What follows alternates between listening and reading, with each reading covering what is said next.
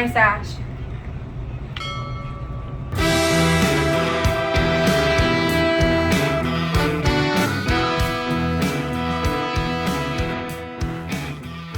Hey everybody, this is Darren the Destroyer here with the Rugged Man Christian of the Nice Ash Podcast, and we are here at the event that we talked about extensively in our last episode. We're at AshFest 2022, and we've got a really special guest that we want to introduce you to, the man who, without him being here, none of this would be possible. The man, the myth, the legend. The man, the myth, the legend, Mr. Rob Roth. I don't get a nickname? What would you like? Well, you gotta be named. That's right, you can't use it. I mean, there's been plenty that I've heard around the lounge, but we're not gonna use any of those. That would kind of be a little messed up, so we'll go with, for now, we'll go around. We'll just go with that. We'll do Rob. So, yeah, like we were saying, we are here at AshFest, the biggest cigar event in the Rochester area, one of the biggest probably in, Western New York. I was just wondering, how long have you been doing this? Let's start with that. So, it's been in existence for 5 years, but we skipped 1 year from COVID. So, that year was 2 years ago. We had one last year, and I think this is probably our biggest one for sure. It grows a little bit every year.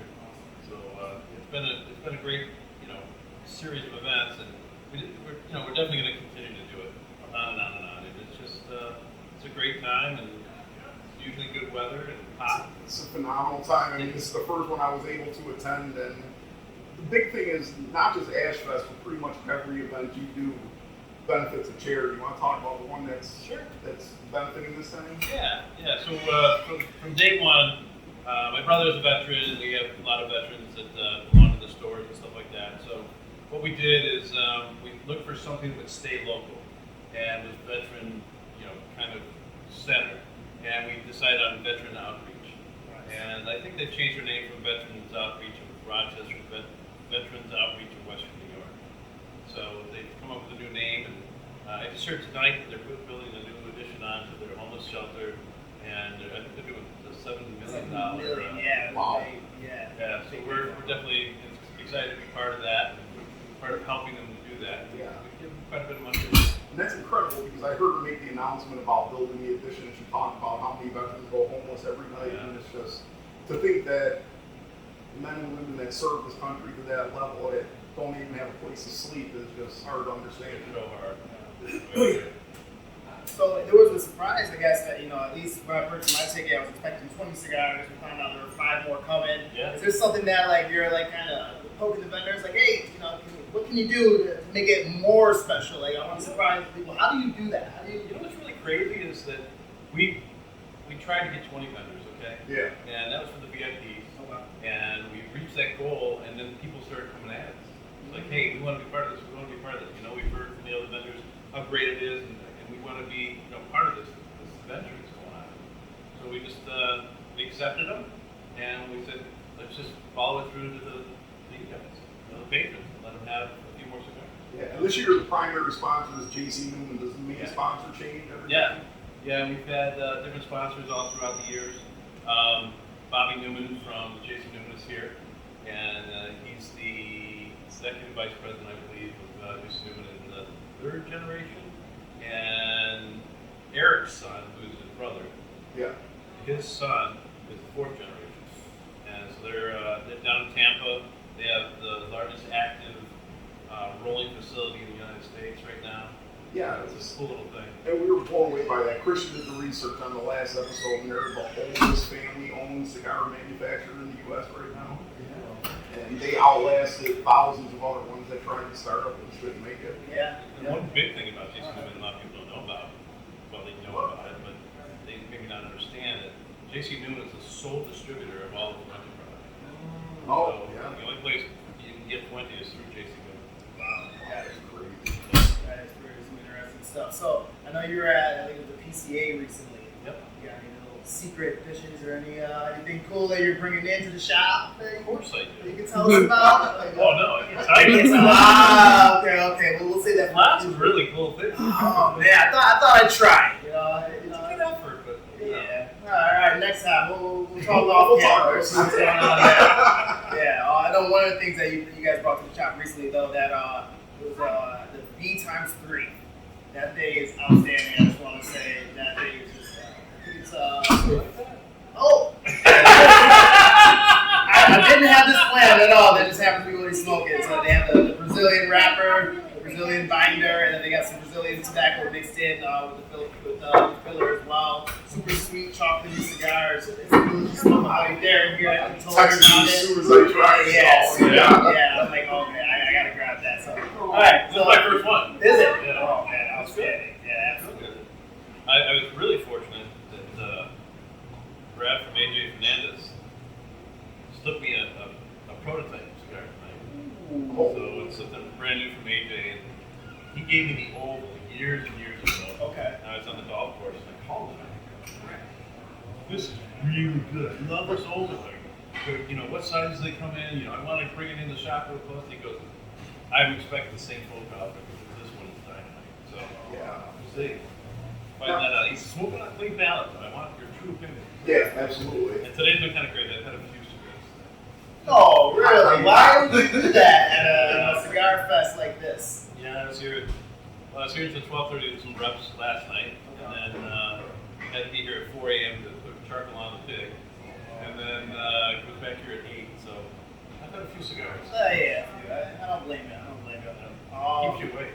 I don't know if you can talk about it quickly, 'cause I'm sure it's kind of a detailed story, but your start in this whole business and getting the Nice Ash brand up and running in multiple locations. Yeah.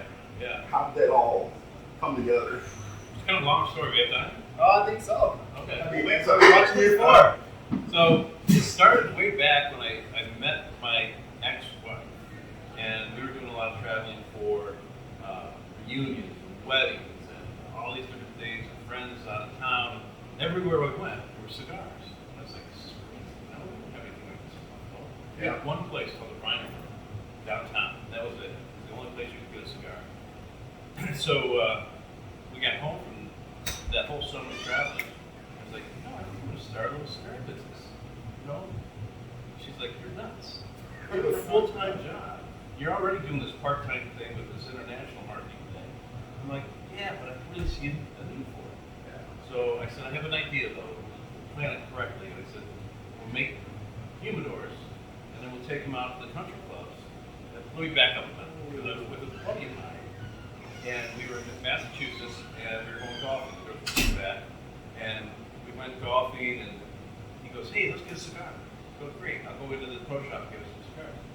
So I go into the pro shop and I ask the pro, I said, hey, do you have cigars? And he's like, no. I goes, man, but if I could just, like everyone that asks if I could make $1 off them, I could change this whole thing. He goes, look, I need to have it remodeled. He goes, I'm sure I could just change it. I go, well, why don't you do it? He's like, I don't know about the licensing, I don't know about how to humidify them. I guess you got to humidify it or something. And I was like, really? So if I brought you the cigars, in case to hold them in and everything else, you would do it. He's like, oh, and drop in the hat. But when we got back, I was like, got to do this. I know what we're going to do. We're going to go to golf courses and all that stuff. So we made 10 humidors and started taking them out to the golf courses. Got very few bites. So we kind of reconvened and started talking about it again. I said, so where else can we put these things? I was like, where do people go to party and want to have a cigar? And we got to think about consumer beverages in Buffalo. People go in to get a case of beer or all their beer and stuff. Why not have a cigar right there? So I approached them, and sure enough, they took it on. And they said, let's do a test in one store. And then the week later, he calls me up and he's like, put them in all 18 stores. Wow. Okay. So we did the same thing with No Go Express Shop. They put it in 2 stores. And I said, let's do a test. A month later, he goes, all right, I want it in all 50 stores.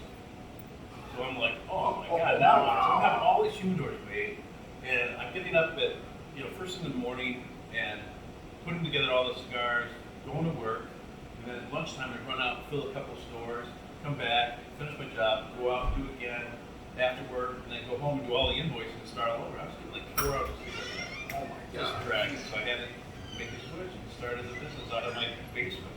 Wow. And we just kept on growing and growing. We went all the way out to Syracuse. We got a huge account out in Syracuse. It was doing about $2,000 a week in cigars. It's a beautiful bar out there. I just thought we knew about it. It's called Alpha Laos. And that all happened. And then the internet. Yeah. Right in on the ground floor of the internet. Started doing that out of the basement. And then MasterCard Visa shut us down on the internet. And it happened for 3 days.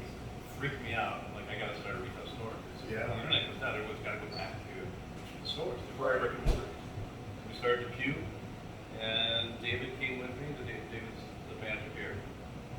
Came with me, and we went down to Warren when the taxes went up in New York. Started the Warren store, and then David had to move back here because of his girlfriend and going to get married and had a baby and everything else. So he moved back here, and I said, "How about we start a store in Rochester?" He's like, "Oh my God, yes." So here we are. All right, so Depew was first, so we get to brag a little bit. Yeah. You know. Ground floor. Yeah. So when you get a membership at Nice Ash in Depew, are you getting a different membership when you want to go to the Rochester one? No, you guys can come here. You can hit both locations off of the one? Yep. All right. Well, You have to that's pay good. for I a got fob. cousin that lives up here, so now I know the, Yeah, you just got to pay for a new fob, that's all. Oh, wow. That is outstanding. That's outstanding. And it's not just the cigars anymore. A little over a year ago, you expanded in the Warren area. We're outside the Nice Ash location, and you opened a brewery. Yeah, right next door. Yeah, Wicked Warren's. Yeah. And I gotta tell you, I found in the refrigerator Depew store a can of root beer that you poured from Wicked Warren's, and it was insane. Oh, it's good I stuff. still gotta try that. I love root beer. Yeah. Today, there was Let's See About It, IPA or something about The it. IPA, yeah. See what happens. See what happens. That was outstanding because you get a bit of that IPA hoppiness that kick, but there's also a sweetness that you get with a little bit more maltiness. Yeah. A little bit more malt than a regular IPA flavor out of it. That's some great stuff. Man. And a lot of the IPAs have that real heavy citrus flavor. Yeah, I When was it's gonna too say much, grapefruit. That and this kind is of just overpower. right. My wife says it's the perfumey flavor of an IPA, which I like. What happens? You know, Yeah. it's good stuff. You know, that's that little kick from the IPA. So yeah, Well, that's an outstanding interesting beer. story. That was one of the first brews that we brewed, and Drew, our brewer that you met outside, his son came down with a really rare cancer, and it was a devastating thing. So he called me up, said he had to quit, and had to take care of his son and everything else. I'm like, whoa, hey man, we'll work with you. Yeah. Keep your salary and going and stuff like that. And so I brewed like the first, I think the 6 brews that happened.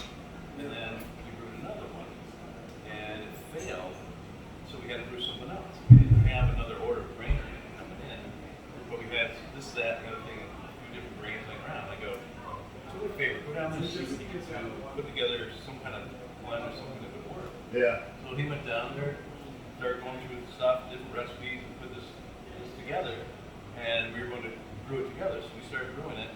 He goes, okay, here we go. Let's see what happens. So I go, that's the name. Now it makes sense. I get it. Okay. Let's see what happens. That's phenomenal. Now you got your own beer blend, and back on the cigar side, you got your own cigar blend at Gregorio's. Yep. And Greg, I know, went to Honduras and trained for a long time. Nicaragua, yeah. And where did that blend come from? Is that something that was done specifically for Nice Ash? Yes, it's something we blended ourselves. It was a trial and error type of thing. And the people down in Nicaragua or Honduras or Dominican Republic or wherever you work with, as long as you've got a decent relationship with them, they're willing to really work with you. So we've been able to take and ask for blends and say this is what we want as far as beef goes. They'll send it up and they'll send us different samples. And we can taste them and say, well, we want to tweak this one. And they'll tweak it and do like 5 more samples, bring them up, and then you kind of just narrow it down to what you want. Right. And we came up with these 2 blends, and they've been very successful.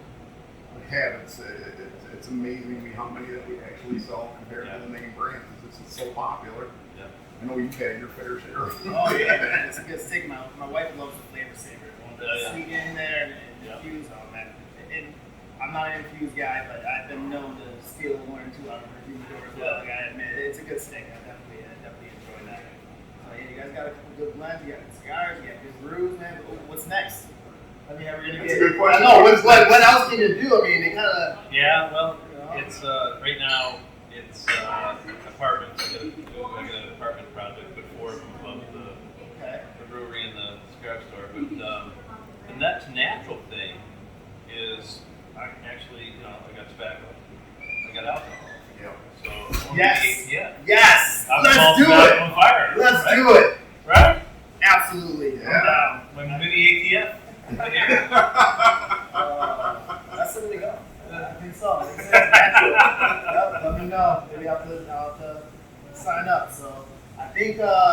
hit quite a bit here. We'll just steal you again for another interview so we can go down the, the F of the ATF. We'll figure something out there. Sounds like a good idea. Yeah, I mean, like gun range or two.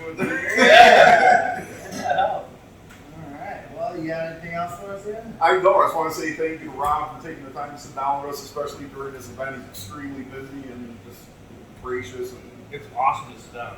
oh, First yeah. time I sat down. Yeah, Quite a while. Yeah, what time did you guys? You said you were here. I was here at 4 o'clock in the morning, then 8 o'clock back. And, yeah, it was nothing. Oh man. We left Buffalo around 10 a.m. Oh man. Well, thank you guys for putting in the work. This has been outstanding. It was a blast. It was completely worth it. Yeah. Cheers, guys. Cheers.